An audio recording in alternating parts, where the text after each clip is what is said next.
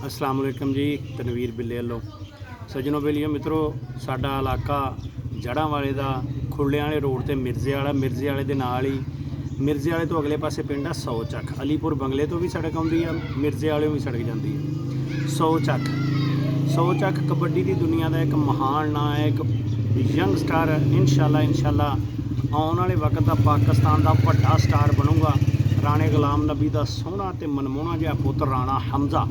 सौ चक वालिओ मुबारक वा। अनमुला शहजादा तुहाडे पिंड दे धरती का नाम पूरी दुनिया चुचा करेगा इंशाल्लाह।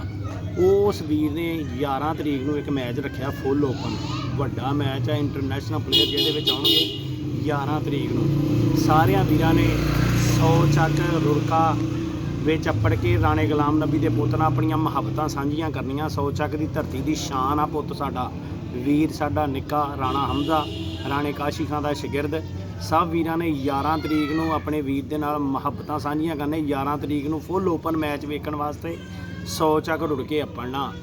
तगड़ा मेला सजूगा इंशाल्लाह। 11 तरीक सौ चक रुड़का। अस्सलाम वालेकुम।